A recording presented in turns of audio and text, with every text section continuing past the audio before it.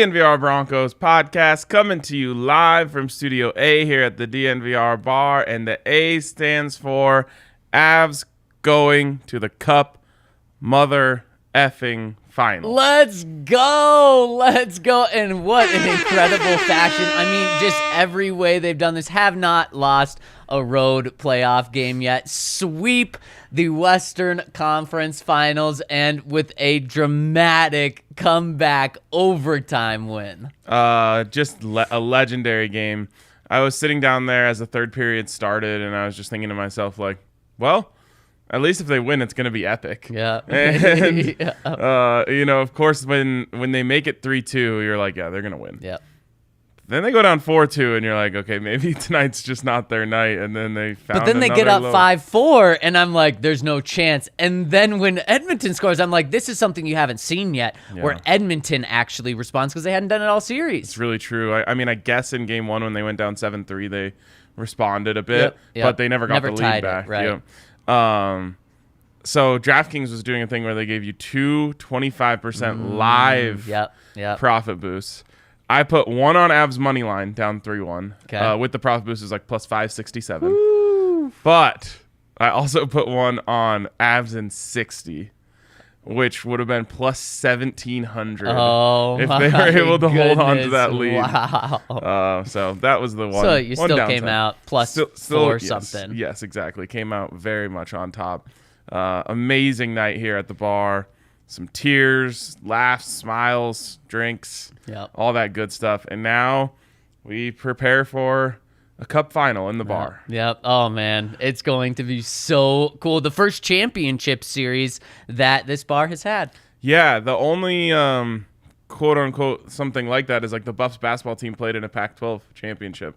It's the only other thing that we've gotten at that, in terms of there's a trophy on the line. No disrespect to your Buffs. My guess is this is going to be a couple of notches higher. About 10,000 notches higher. But I just remembered because I was like, this is the first chance that there's a championship. I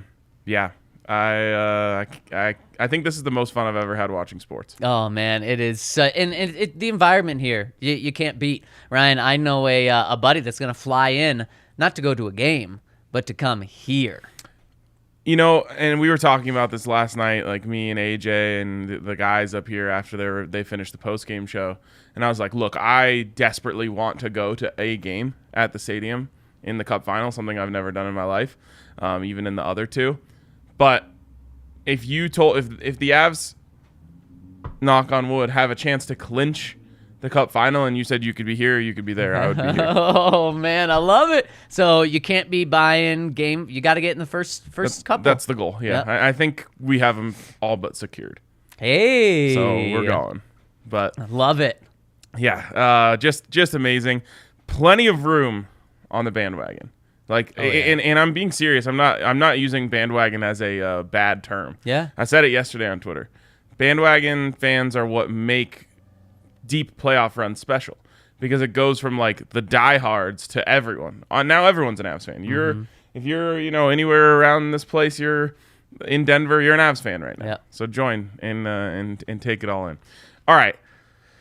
Let's transition from the highest importance to football in June, which is even a higher importance in this town than the Avs in the Stanley Cup. Not quite, but it is very important. And it's one of those things where it's getting close. Like, the Avs are doing us an incredible favor here because they are essentially, and I guess I can say this without jinxing anything now, they're essentially going to carry us into as close to training camp as any team possibly could other than the Rockies. They're likely going to carry us so we have less than a month gap. Yep. Because as long as this thing goes till, we don't know the official start of training camp yet, but it's like July 28th, 29th, 30th-ish, and this Cup finals can go till the 30th. Is that right? I think so. So what we kind of know now and why we should probably be going for the Rangers, I don't really care. Put whoever in front of them. But is if the Rangers win in 5, which I don't think they're going to do, but if they win in 5, the series would start on the 15th.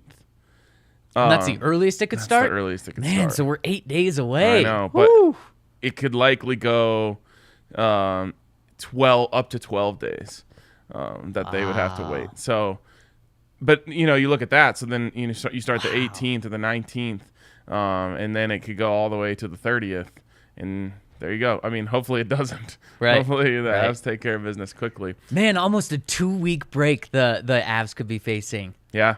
That's nuts. I mean, the only other sport you ever see that in is football. Yep. When you get the bye week. Yeah, and what I'll say about that is the Avs have been really good coming off of rest. So rest them up. Maybe even get Kadri back.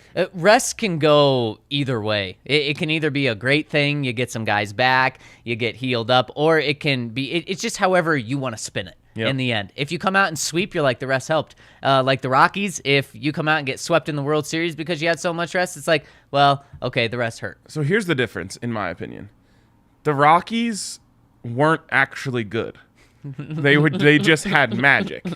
You know what I mean? Yeah. They literally, they won 21 out of their last 22 games when they were out of the playoff. Like, they literally couldn't afford to lose one more game than that. Yep. And so they just caught lightning in a bottle, and sadly, while they waited for the stupid Cleveland Guardians, I guess now, to blow it, the magic wore off. The Avs aren't playing with, they're not using magic. No. But that's what I'm saying. The rest, in my opinion, can only help them because they're the best, and you give the best some rest. Yep. And you might just build a nest. There we go. In a nest that holds a trophy. How about that? There you go. Well, Ryan, Russell Wilson had some rest from throwing his first interception of OTAs on the very first play last Monday. He had a couple of OTA practices last week, and then he had some rest over the weekend. He looked good. But it was really only 2 plays where he looked good, not because he looked bad in other plays, but Ryan, yesterday was offense is going to lull the defense asleep. They were singing lullabies to them, putting them to bed. I mean, Ryan, we're talking screen left, screen right, a crosser, a little dump off to the running back in the backfield, and it's so tough to tell how those plays actually work out because you're not being tackled, and so it's really tough. So it was just a lot of those, but Russ looked good throwing those passes, and but then once the defense was asleep, about midway through the team period, Russ dropped back, Bradley Chubb coming off the edge, Russ steps up in the pocket and delivers a moonshot. And I'm telling you, this was the first time where I've noticed like a moon ball from Russ, because all I saw when the ball was in the air was I saw Alberto ahead of all of the defenders, but then I saw 2 or 3 defenders right there, and I thought this ball was going to come short right into Justin Simmons' hands. I thought it was going to be an atrocious interception and underthrow, but the moon balls, they just sail. They sail and Altitude, sail baby. and sail, and it fell out of the sky right over all of the defenders, straight into Alberto's arms on the left sideline. The Broncos put this out on Twitter yesterday, and it doesn't look like it's going to be picked when you see it from that angle, and that's going to be the game angle that we see. But coming from the Russell Wilson angle of where he's throwing it, because we were right behind him, it's just crazy how the ball just floats and floats and floats. But that was a 50-yard completion right there. Wow. Yeah, the way that he throws those is such a stark contrast from the way that Drew Lock or even Teddy Bridgewater Big threw time. them. Yeah. Drew had a huge problem of putting those things too flat. Yeah. And Lasers. Yeah, and so many times he overthrew open guys because of it. The great thing about that moon ball, just from literally a physics standpoint, like you're giving the player more time to figure out where it's going. Right. And I guess that's like not physics. That's just like logic. I don't know. But That's you know what I mean? moonball logic. You throw it flat and it's too far. Mm-hmm.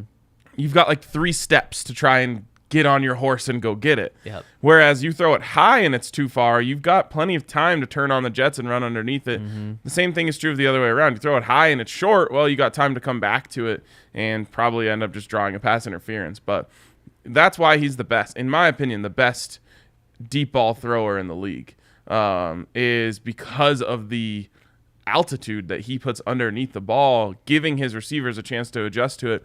And I bet what you'll notice is over time they'll get better at it. It's a little bit of an adjustment thing, but it's such a weapon for the wide receivers because obviously in most cases they're looking at the ball and the defender is not. Mm-hmm.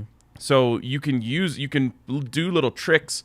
Like if you watch DK Metcalf, he'll do like little tricks when the ball's in the air where he'll like kind of stutter step and get them to move, and then he like falls back and goes and gets it. So they'll get even better and better and better over time at using that trajectory to their advantage. And something else is it throws off the defenders because, like you're saying, Ryan, the defenders go up against this once or twice a year. Now, it's going to help the Broncos defenders go up against players like that throw a deep ball like this because that pass was actually underthrown. Alberto, he turns around and catches it like with his belly. It wasn't a perfect pass by any means, but that Justin Simmons, he was thrown off by it because it was not like Justin Simmons couldn't go back and get it. No, he was just thrown off by the trajectory of it and literally thrown off by like a yard or two. Alberto had some decent separation, even though it was an underthrown pass. But something else, just a small tidbit from here.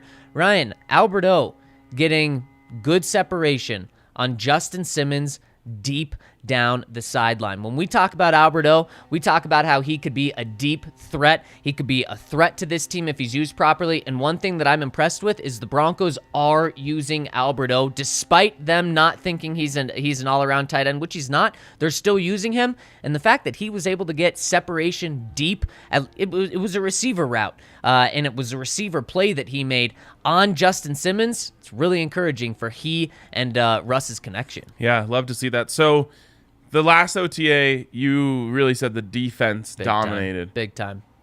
Who won yesterday? Well, the two deep shots probably gives the offense the lead here, but I mean, there was nothing else besides those two deep shots. It was screens, and it was screens, and it was screens. So it was very pointed work. Yes, it was very pointed work. And Nathaniel Hackett said they were working on third downs yesterday, so 3rd and 6 maybe. I hope they're not throwing screens on 3rd and 6. I was surprised to hear. I thought honestly he was going to say it was a screen day because of that. But Hackett also said that the defense was bringing pressure throughout practice, so maybe that was their way of countering that a little bit. And one way that the Broncos countered this pressure was Russell Wilson made a check at the line of scrimmage before a play once he saw some pressure coming and he evaluated the defense. It was such a good check and such a subtle check.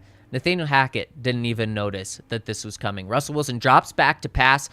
He's scanning the field, and then all of a sudden in Nathaniel Hackett's eyes, the ball is going in the air, and he's saying, what the hell is going on? Because there was not supposed to be a deep route here. He just thought Russell Wilson was throwing just a deep bomb to no one, a pick, a punt, essentially. And no, Tim Patrick was right there because Russell Wilson made the check. Tim Patrick picked up on the check right before the snap. Tim Patrick had a step or two. Initially, he had a couple steps on Michael Ojemudia. It was in the middle of the field, something that we have not seen yet. About a 50-yard bomb. Michael Ojemudia did a good job making up ground to be there right when Tim Patrick caught it. So Tim Patrick was essentially tackled right away. But that was a great ball because that hit Tim Patrick in stride. Great catch by Tim. 50-yard completion in the middle of the field. Something that we talk about Russ maybe not working the middle of the field all that often, but also just something we haven't seen in these OTAs yet. So deep post was... It was it wasn't exactly post. It was a skinny post, I guess, because he started in the slot. Oh, okay. Nice. That's awesome. Yep. I mean, just stuff we haven't seen. Yep. Even in practice, really. I mean, I'm sure we could go back and find some notes that we had. We're like, oh, there's a 50-yard completion down the sideline. Right. But it feels like this is something that's going to happen multiple times per game. And this is the thing where these were just two plays, and they did not run like a 60-minute full what would have equated to a game. And those two completions, Ryan, that's two completions for 100 to 130 yards, depending on if Alberto is able to take off for the touchdown. What'd you see out on Colfax? I think they're like cleaning our windows or something, so something just like like a giant dark thing just dropped down next to us. I was like, what is that? Anyways, yeah. So the defense, though, still really held their own in this practice. They did. And Ryan, specifically one person on defense held their own, and I'll tell you about who it was right after I tell you about our friends over at DraftKings Sportsbook, because, Ryan, now is the time to get in on the Avalanche, and there's so many fun, different bets you can do on the Avalanche, and DraftKings is always just throwing you little bones, 25% profit boost. I got those as well. For live game, they give you same-game parlays. Stay tuned. I'm sure they're going to be giving you something for the Warriors series tomorrow when they play on Wednesday. My pick of the week. With this 2 days rest BS. Oh man, it feels wrong not having either a finals or an Avs game on a night. Just go every other day. Yeah, exactly. And that's what hockey's going to have to do if they're making it quick finals. That's the way it should be. Yeah. And that's how hockey's done it. Every single game of the playoffs has been every other day. And I love it. And I absolutely love it. And get in over at DraftKings Sportsbook. You get $5 on either team to win this next finals game in the NBA Finals. You get $150 in your account right away. That's all you need to do. Bet $100 or bet $5, get $150 in your account. Then you can use that money on the rest of the NBA Finals, or you can use it on the Avs winning the Stanley Cup. Excuse me. So head to the App Store now. Oh, not again. It happened at this time yesterday, too. Download the top-rated DraftKings Sportsbook app now and use promo code DNVR when you sign up to get $150 in free bets by placing a $5 moneyline bet on either team in the NBA Finals tomorrow. Must be 21 or older, Colorado only, new customers only, restrictions apply. See DraftKings.com/sportsbook for details. Gambling problem? Call 1-800-522-4700. Also, maybe you're not on the Avs bandwagon because you have been watching the team all season, or maybe you had no choice but to hop on the bandwagon because you couldn't watch the team all season because greedy billionaires can't come to a deal allowing you to watch it on cable. And our friends over at Avaca TV have a solution to that problem. They have created a streaming service that gets not just the Avs and the Nuggets, but also the Rockies. It's an awesome, awesome service with so many great channels over at Avaca TV, and it's cheap. That's the big thing. Is like I saw the other day, some team was like the first team to create their own streaming service. Down in like the South. I think it was Atlanta or something. Something like that. It's like, oh yeah, like we're going to be the first regional sports network to have our own streaming service. You can just buy this if you want. $30 a month. And I was like, you can get the Avs and the Nuggets and the Rockies and a bunch of other normal programming for less than that. Yep. $25 a month at Avaca TV plus $10 for the receiver, but you get $10 off your first 3 months when you go to avaca.tv/DNVR to get it. So it's such a great deal. And you're going to see these things start popping up, and I'll just keep saying, better deal over at Avaca. Yep. Oh, 100%. And Ryan, we've told you, this is the place to watch the Stanley Cup Finals. It is going to be so cool. We've even had people on Twitter last night saying they're making the, 15-hour drive from Dallas, I believe, or somewhere in Texas, Houston, all the way up, going to be here for Game 1, a guaranteed. This is the place to be. So if you're in the area, you got to be here. If you're not in the area, you might think about coming here in order to be here. It's going to be crazy. And here's the other thing, let's just be real. Stanley Cup tickets are insane. I was lucky to know someone who knows someone who could get me tickets at a reasonable price. Not everyone is that lucky, and certainly not everyone is lucky enough to just be able to buy them out of pocket, which I totally understand. Come here. Yep. You will get as close to that experience as you possibly can by coming here. It's going to be shoulder to shoulder all the way through the bar, drinking beers, cheersing, hugging strangers, all that good stuff. I was literally jumping around in a circle with 4 people I've never met last night after that goal went in. That's the ultimate dream. I literally am a addict for those moments. And you can get those here. One of the very few places in the world that you can get those for Colorado sports. I'm so bummed that I wasn't at the bar last night because I was finishing up some Broncos stuff. So I was watching the game and finishing some stuff. So I was in a much different environment. I had my window wide open, but in a very quiet neighborhood. And when the Avs went up 5-4, I heard a scream. And it was from a very distant. And I was like, oh my God, is everything okay? And then I realized, oh, shit, that's from the game. Someone's reacting. And then right when the Avs scored again, I just heard those screams so long. There's some fireworks going off. So you want to be in Denver, too, for this, and it's going to be an absolute blast. A couple of quick shout-outs, too. big birthdays these past couple of days. Shout out to Allie for her birthday. Happy birthday. She got the ultimate gift. Well, I mean, on an Avs win, too. It really makes sense. The birthday, Allie, Avs, all matching up. What a day. So happy birthday. Hope she had a great day. My dad had his birthday on Sunday. Got to hang out with him on the weekend. So happy birthday, Dad. And then Nick Scott, our guy Nick Scott, had his birthday yesterday. Wanted to give a big shout out. Nick, I hope you were enjoying the Avs win for your birthday as well. What a great present. Oh, my God. What a day. What a day it was. Allie definitely had a good time. Yes, right on. I love to hear it. And one more shout out, super producer Kale, being a super producer, getting me a cup of water as I was coughing. So thank you, Kale, for letting me get through this show. Guess that makes me a super host. All right, you just bring your own water. I don't need Kale's help on that one. Do need his help on lots of other things. All right, let's keep it rolling here. You teased it up. One defender really held their own yesterday. Should I guess? Yeah, and you're going to know. Pat Surtain. No. Okay, let's go. Justin Simmons. No, because he got beat on the deep ball. He did get beat. I've said his name today. Bradley Chubb? Bradley Chubb. And we'll get to Pat Surtain in just a second. But Bradley Chubb, we all expect Pat Surtain to be great this year. I mean, we do. Everyone in the building does. Pat Surtain does. National people are starting to pick up on it. Bradley Chubb could be great. I don't think anyone would deny that he could be great. People are not counting on him to be great. And what we've seen so far... The Broncos might be. They haven't signed him to an extension. I know, but I'm just saying in terms of, like, if they want to win a Super Bowl this year. Sure, I think they would. I think they think it could happen. Okay. I don't know if they thought Bradley Chubb would...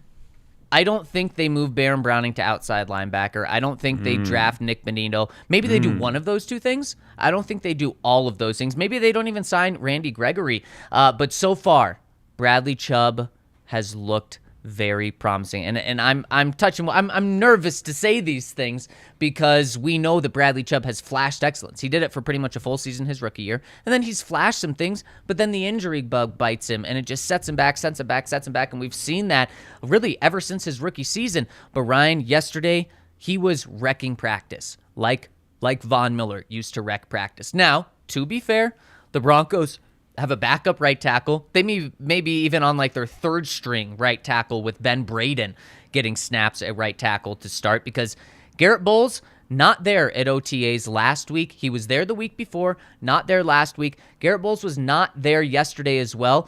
He was not there last week for a family issue. Not sure why he wasn't there yesterday. Hope everything's okay with Garrett Bowles and his family. But that meant that Broncos had two backup tackles playing. And Bradley Chubb made it look like he was going up against two backup tackles and Calvin Anderson on the left side. But Bradley Chubb was flying around the edge. Pretty much every single snap would have had multiple sacks on Russell Wilson, including on one of those deep bombs. Would have had a strip sack or two. He was so good. And this is coming on Russell Wilson, who's a tough guy to take down and to get close to. But it also helps, again, backup tackles, but Bradley Chubb showing so much promise so far. Yeah, and in the comments, I don't know how to pronounce that, says, everyone expects Chubb to be great, just not healthy. I couldn't disagree more. I don't think, even when healthy, I don't think you've been able to count on him being great. Now, healthy is a relative term. If you're saying the only time he was healthy was his rookie season, well, then yeah. But I don't think it's that cut and dry as saying, like, oh, as long as he's healthy, he's going to be great. What I will, and then also you heard, wouldn't it be worrisome if he didn't dominate second team tackles? Von Miller like never did, except for in the Super Bowl. I remember so many games where we said, "Oh, Von Miller should dominate here," and he just didn't. So I don't think it's that simple. Obviously, practice scenarios are going to be a little different because it's not like you're game planning where you're saying like, hey, we got to take Chubb away, so we're going to double him or we're going to chip him. Right. You're kind of just going straight up. So yes, you do expect him to win those matchups, but to me, I expect Bradley Chubb to be good.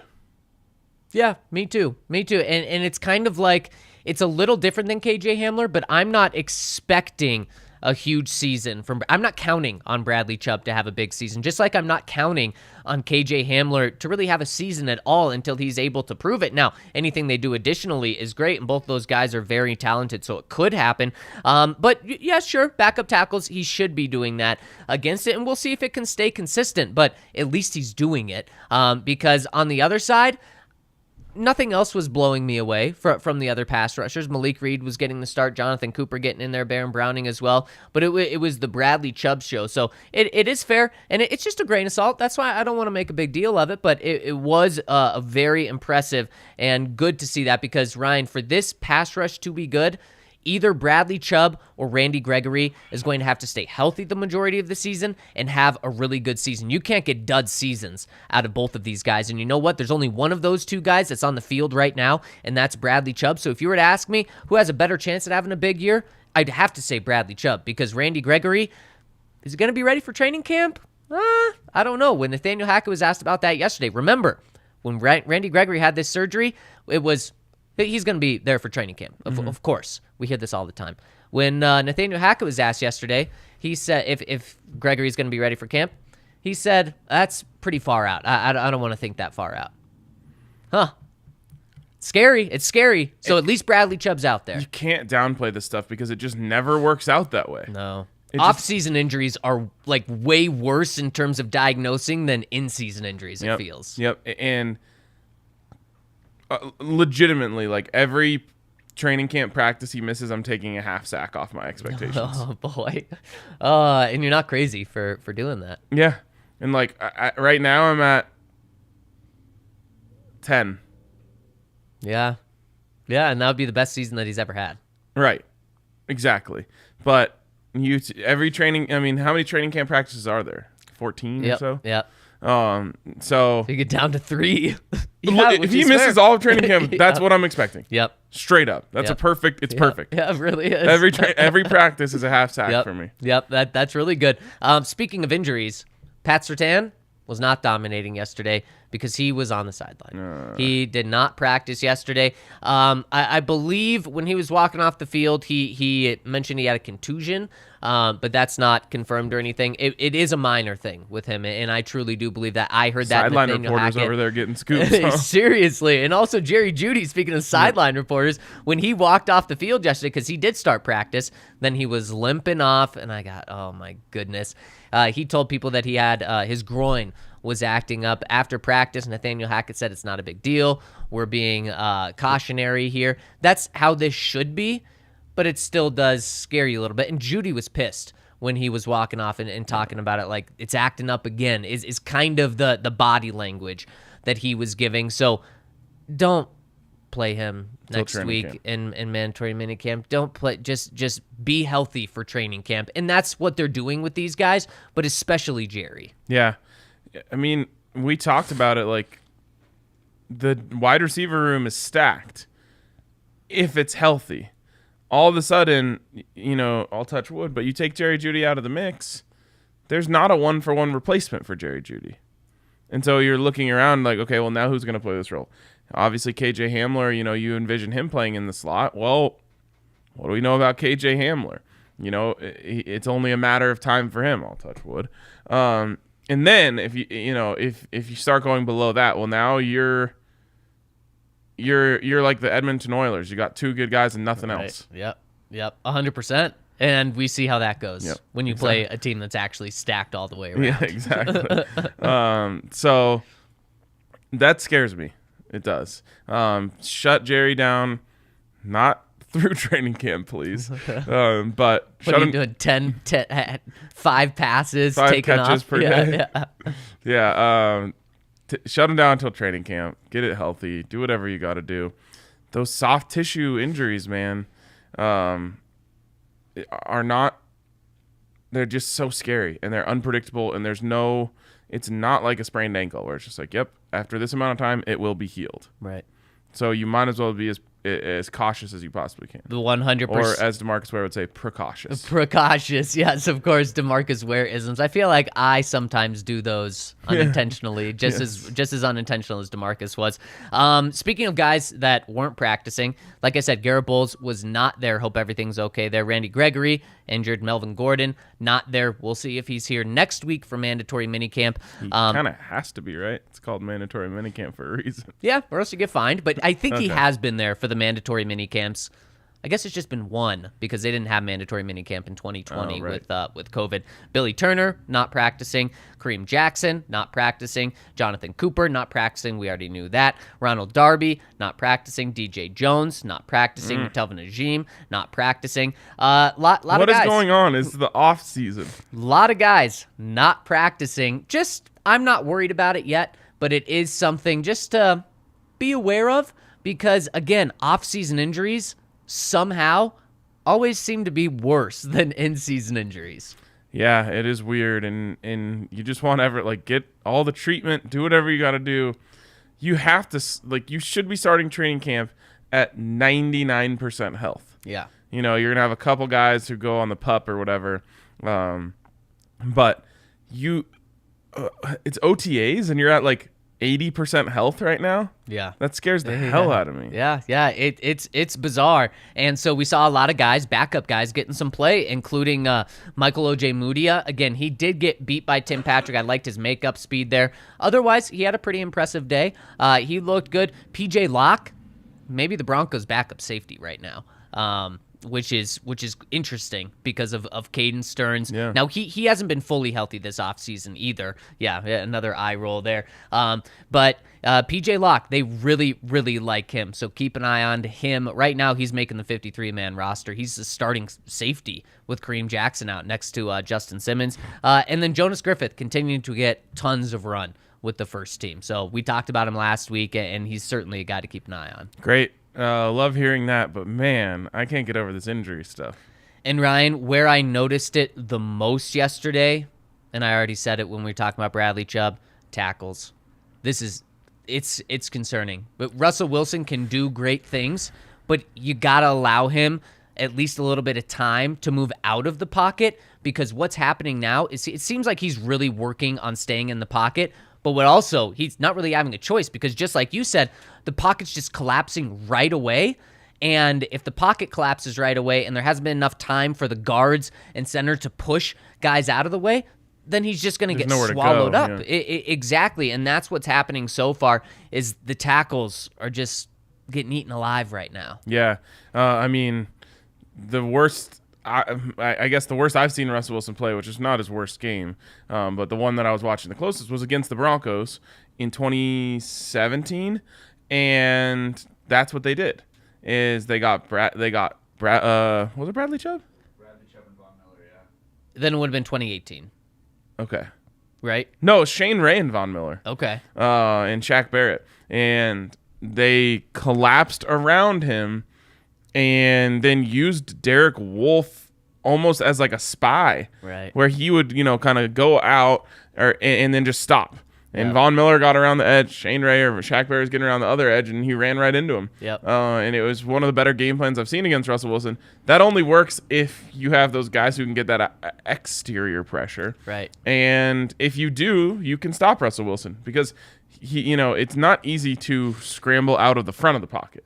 Right. It's really easy to go out the back if teams are giving you that opportunity. And we know that that's definitely something that Russ likes to do is go out of the back of the pocket and make plays. And we saw that the very first OTA practice 2 weeks ago that we watched. Russ was running everywhere, and it was electric. And that was okay, this is what he brings. Didn't see it much last week. Certainly did not see it yesterday either. Yeah, it's scary, but no one in the NFL has offensive line depth. It doesn't exist. So my question is, left tackle Broncos should be fine with Garrett Bowles.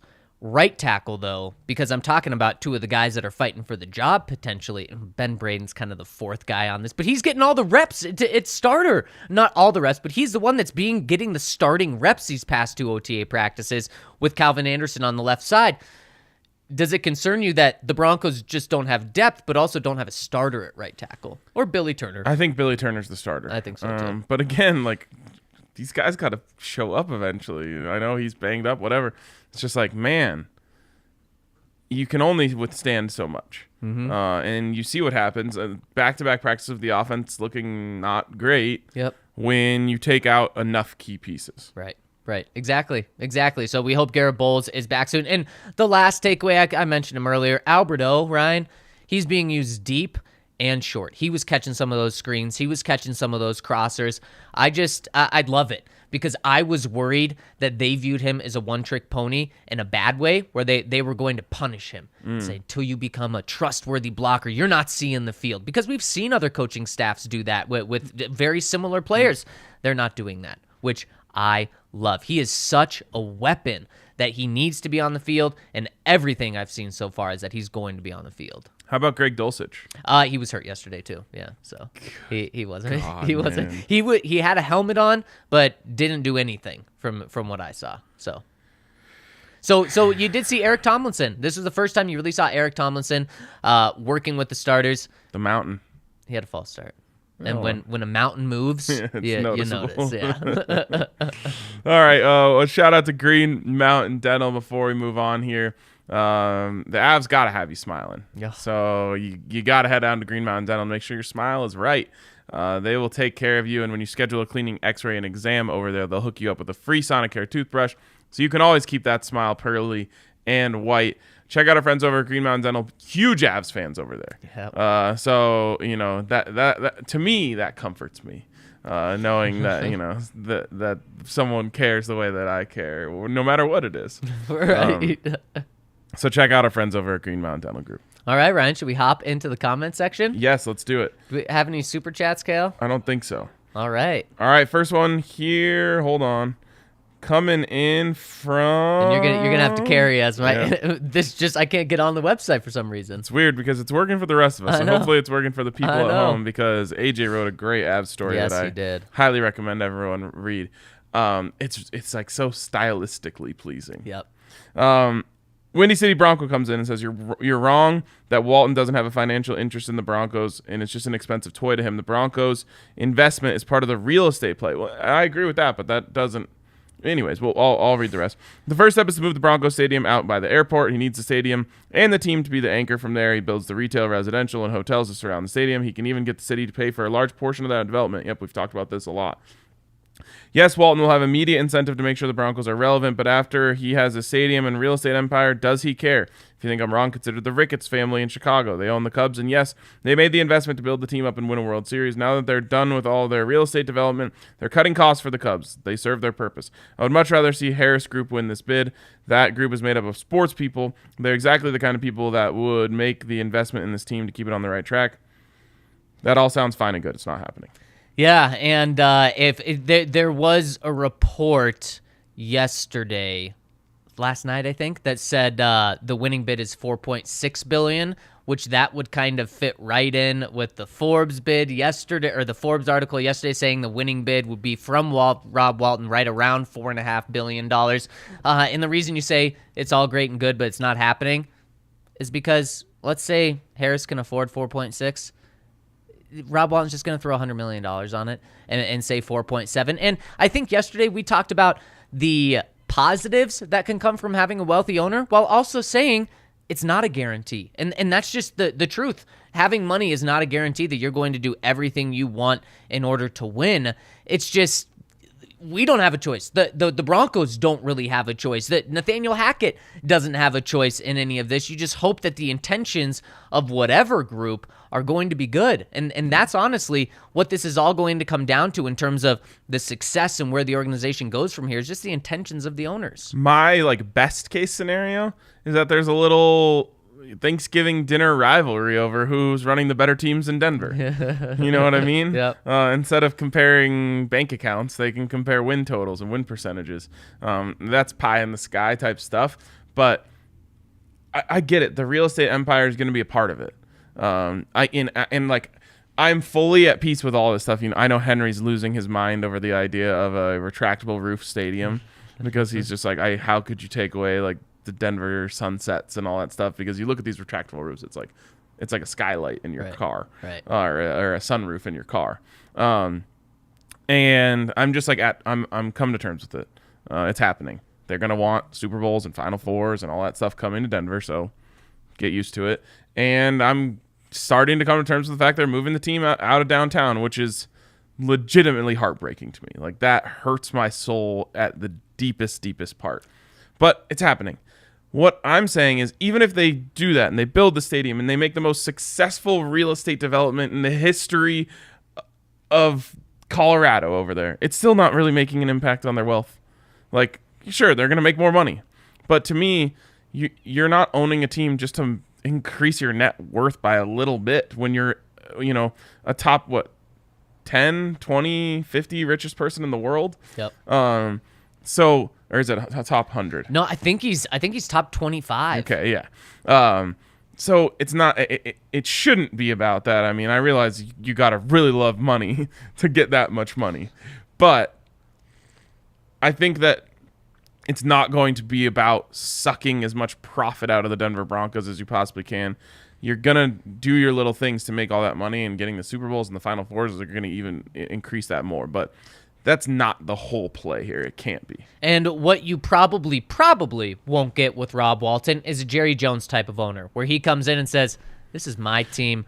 I'm making the picks. Yeah. I'm signing the players. You're probably not going to get that. You may get that with the Josh Harrison. Maybe it works out. Maybe it's totally fine. But those aren't issues that we're realistically talking about with Rob Walton. Yeah, I mean, I legitimately, maybe I'm crazy here. I don't even think it's worth mentioning the names of anyone else on the list. That's why we really haven't. And the list is down to 4, by the way. The list is down to 1. The list is down to 1. If he wants it, it's his. So I guess that's the only thing. If he decides he doesn't want it, which they literally bought the compound right down the street. You should probably get a better name than compound. That's what it is. What do you call like a giant plot of land where you're going to house a whole family? When I think of compound, though, I think of an industrial like tent that's there. Okay, like a state isn't big enough in my opinion. Oh, it's bigger than an estate. They bought a campus. Yes, there we go. Yep. Walton University. Yep, that's what it is. Yep. where all the young Waltons will grow up and learn. They've got a quad in the middle. Maybe even a library to read about Walton family history. They probably have their own stadium. You know how there's Mini Mile High right next to Mile High Stadium? They probably just will bring that over. Yeah, mini Wally World. Yeah. Yeah, I mean, to me, it's done and dusted. I don't know. I'll never understand why we went through this whole song and dance when it's going to the highest bidder. And I think that's going to be good. To me, you can make a case for why this, why that. To be completely honest, I truly think the most important thing that an owner can have is money. And so if you were giving me a choice, I think I would still just pick the one with the most money and cross my fingers, as you would do with anyone, that they do it right. But if you gotta have a guy or a group that doesn't have enough money, crossing your fingers doesn't get you more money.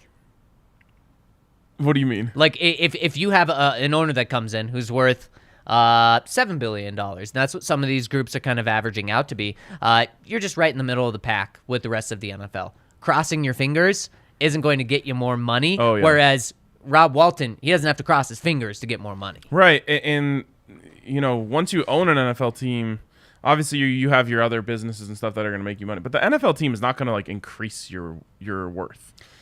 You're kind of going to be where you are. Especially for a guy like Rob Walton, NFL franchises, especially after this Broncos sale, may go up $1 or $2 billion each.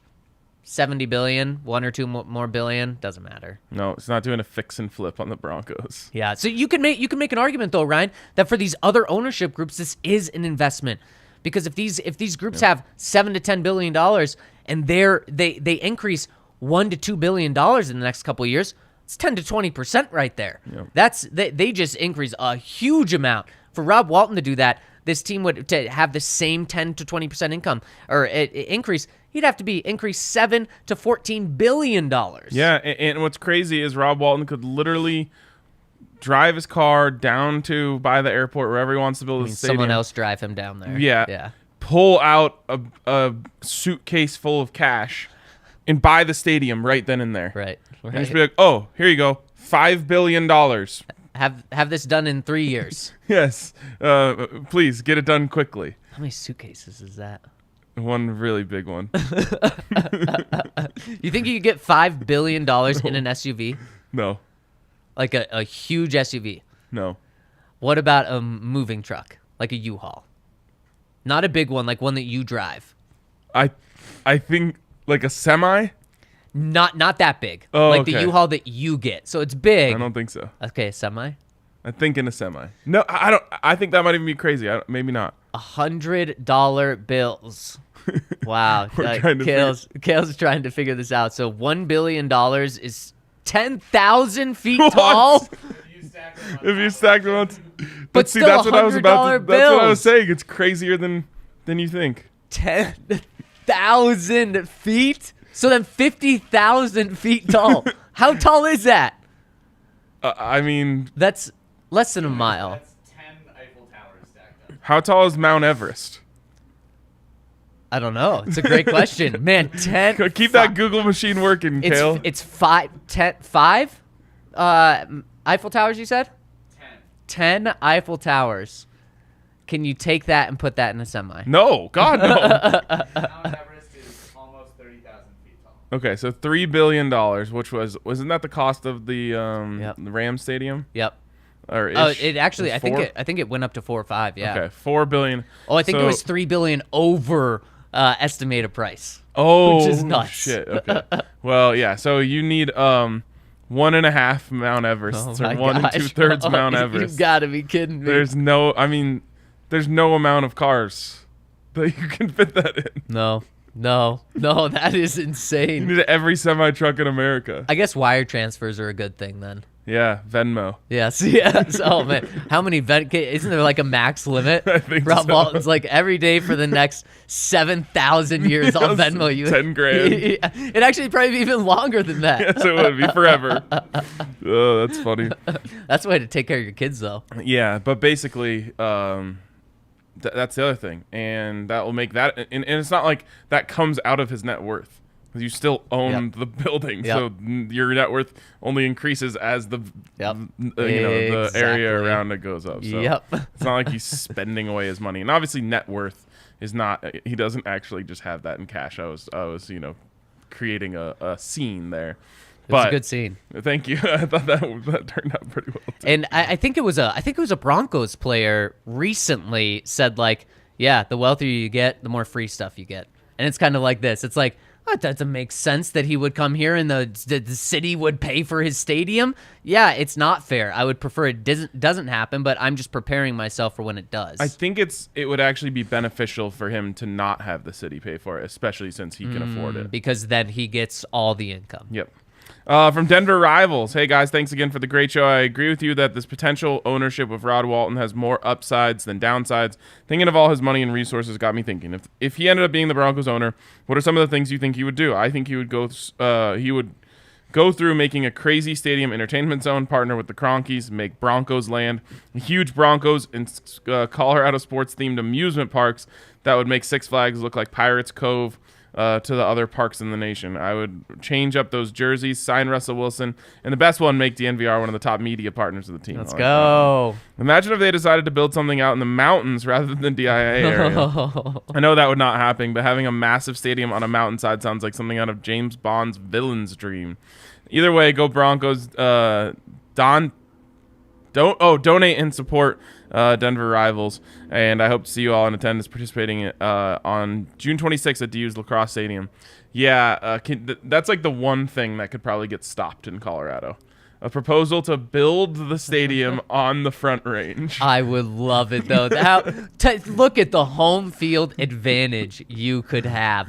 Put it in like Frisco, where there's a little bit of flat land. Oh no, and I'm thinking like literally like on the mountain, like you could see on when you're top driving of by the front. That would be great, though. Think of the home field advantage. And then teams are flying into Denver. They're taking a 2 or 3 hour drive to the mountains. I mean, oh, man. Yeah, I've always said they can literally put the stadium anywhere they want, and it will still sell out every single game. So, like, Oh, yeah. why not put it in Crested Butte? Oh, there we go. And Telluride. Imagine, yes, there. Now we're talking. And think about the December snowstorm games we would get. Take out the lake at the base of the Maroon Bells. Yes. Oh, Put man. the stadium there. That would probably be my favorite place. Everyone has to do like a 2-hour hike Right, to get in the yes. stadium. Still 75,000 Oh, strong man, every weekend. Sign me up, baby. I love it. All right. Yeah, I mean, we're definitely going to get the Broncos land, Wally World, whatever you want to call it. Yep. And it will probably end up being cool. I'll still be butthurt that not all 4 teams are downtown anymore. Yeah, and we'll see if the Nuggets and Avs move out there. It sounds like they have plans to improve the area around, build the practice facility. I mean, Good. It's a lot of lip service for Yeah, sure, yeah. but it seems like they would want to keep them downtown. And I hope the Rapids were a cautionary tale for the Cronkies, because they thought like, oh, put it out in Commerce City, and that community will really rally around. And I think it has a little bit, but if you put that thing in downtown, you'd sell out every game. Sure. Yeah, absolutely. All right, Melbourne Bronco says, my boys, well, I'm excited Mr. Walton is about to be the owner. I agree with RK. He has been waiting to be a part of the owners club, biding his time, waiting for the right franchise. I'm predicting a Denver dynasty is about to begin, and it will be glorious. Cheers. I hope that is like a multi-sport dynasty. Wouldn't that be great? And that's honestly one thing that at the beginning of this conversation, we're talking about the Avs being at their peak, going into the Stanley Cup Finals, and it would be pretty depressing if then we were talking about, well, what quarterback threw the fewer interceptions yesterday at OTAs? And it'd just be like, man, the Broncos are so far away from that. But they're not. They're not. They're really not. Now, they're months and months and months away from that in actuality, but for them being in the conversation to be a contender, we're right there. Remember, the first Avs Stanley Cup win sparked a big run for Denver sports. Yes, it did. 96, 97, 98, 2001, the golden age. Yep. Maybe. Yep. Beham Bronco, I usually have some sort of music rolling in the background while I work. Recently, I've been watching some games from the 2015 Super Bowl season. One of the greatest parts of that team that year was amazing special teams play, especially that punt coverage unit. Kayvon Webster was a beast. How much special teams do we get to see at this point in OTAs? Obviously, the focus is installing offensive and defensive schemes, but I can't imagine there's nothing going on in the kick-punt coverage world. This is an area I pray and predict the Broncos will be much better this coming season. Also, I'm not much of a hockey fan, but go Avs. Love that. Yeah, as of last week, the Broncos had not done like returner drills. Yeah. And so the special team stuff you're doing is the stuff that puts you to sleep. It is not the juicy stuff. It is the trenches. Yeah, it's that stuff. It's seeing gunners explode off the line. And Brandon McManus did kick yesterday. Didn't Yikes. look good? No, not that good. Oh, watch out. He'll clap back at you on Twitter. Yes. I mean, he did hit the upright, and then it went in on one of them. Oh. But Maybe he was trying to do that. Yeah, maybe. That was about all we got.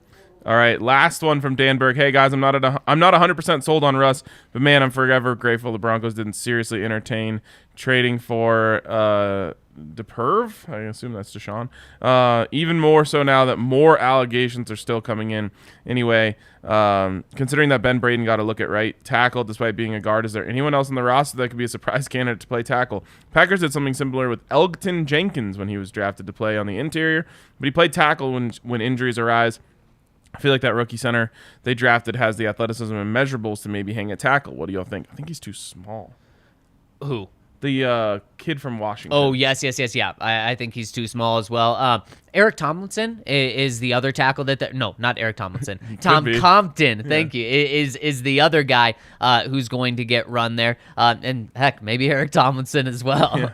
Yeah, we'll see about that. As for the Deshaun thing, man, the whole thing is just so slimy and gross. I'm so happy that we don't have to cover that. Yeah, and I feel for the Cleveland media because it's just got to be such a weird thing to deal with. Yep. And the worst part is that the Browns are just blind-eyed to everything. 100%. Not addressing anything. Deshaun spoke once when he was introduced, has not spoken again. It is such a weird situation. And Baker's still on the team. Yep. He's gonna get paid as of now. Probably gonna be the starter. That would be wild. And he's not in any of this offseason stuff. Nope. As he probably shouldn't be either. I mean, they should trade him, I guess. Although if they want to compete next year, they're probably not going to have Deshaun. Right. So maybe that's why they won't do it, and they're trying to keep him around. But he doesn't like them. They don't like him. Is he going to be suspended for a year? Deshaun? Yeah. Man, I think so. Wow. At least. Wow. And they gave up their first-round picks for next year, so it's not like they would be okay with tanking and then just going at it with Deshaun next year.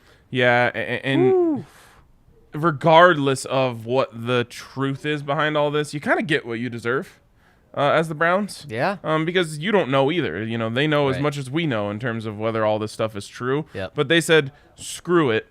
We'll mortgage our entire future on this. They put winning above culture, above ethics, above everything. And even if you just took out all of the disgustingness and just said, this guy may or may not be available at any point. Yeah. For 0 to 2 years, we don't really know. You still shouldn't be risking your entire future on. It's wild. It is wild. So happy the Broncos got the complete opposite of that, where the worst thing people are saying about Russell Wilson is that he's corny. Give me that all day long. Yeah,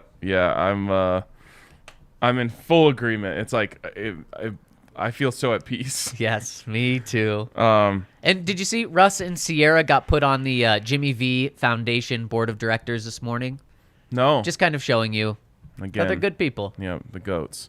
All right, that is going to wrap it up for us today on the DNVR Broncos podcast. Thank you guys so much for tuning in, for participating, for all the comments. Hit us with the thumbs up on your way out, and go Avs.